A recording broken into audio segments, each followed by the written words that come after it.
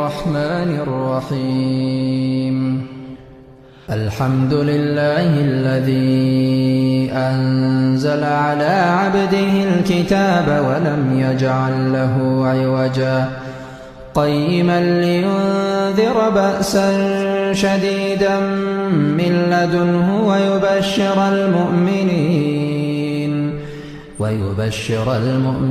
الذين يعملون الصالحات أن لهم أجرا حسنا ماكثين فيه أبدا وينذر الذين قالوا اتخذ الله ولدا ما لهم به من علم ولا لآبائهم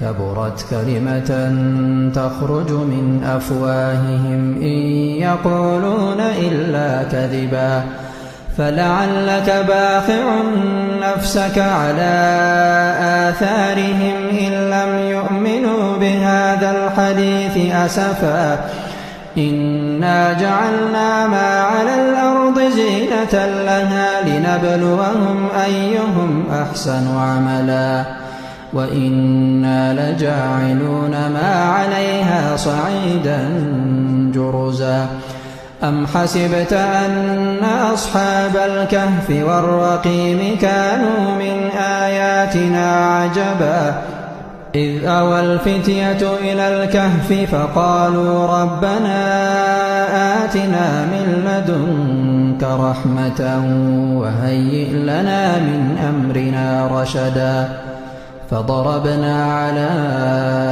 آذانهم في الكهف سنين عددا ثم بعثناهم لنعلم أي الحزبين أحصى لما لبثوا أمدا نحن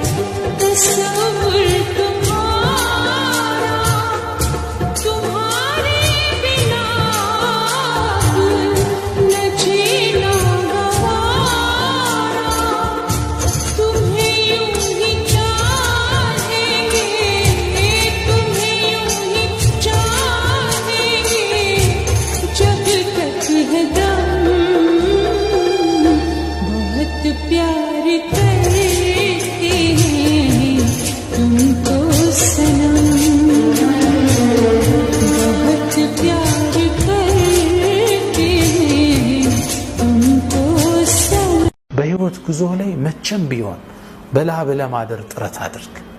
የሰው ሸክም እንዳትሆን። የሰጠ ይንቀሃል።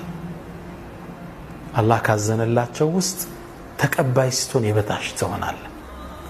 አላህም በጣም የሚወደው ሪዝቅ ማለት ባሪያው ከላቡ የሚመገበው ነው። የቆሸሹ እጆች የነጹ ርዝቆች መገለጫ ናቸው።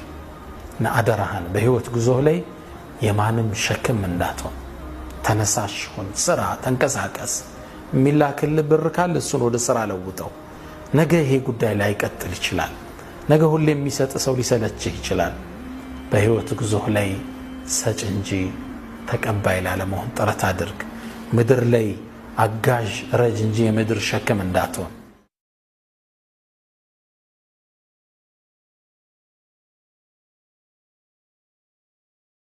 አቶ ጠንከር ስራ ለመቀጠር ነበር የመጡት? አስገብቼ ነበር ወረቀት፣ የባለፈው ወረቀት የኔ ነው። እና ለስራው የሚያስፈልገው በጣም የተረገመ መጥፎ ሰው ነው። እና አርሶን ሳይወት ደግሞ ፊቶት ጥሩ ሰው ይመስላሉ። ኧረ አይደለም፣ እኔ ቤቴ ሁሌ 11 ተኩል እኮ ነው የምገባው። 11 ተኩል ነው? ሌሊት 11 ተኩል? አስቸጋሪ ሰው።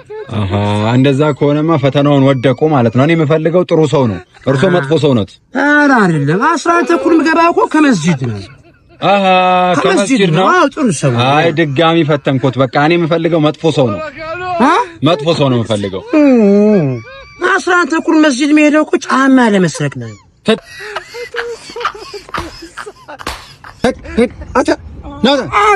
አንተ ነው ኢንተርቪው አይደለ እና ኢንተርቪው አዋጎዛገብክ መጥፎ ሰው እዛ ግብርን ከፍለ ሱቅን ክፈት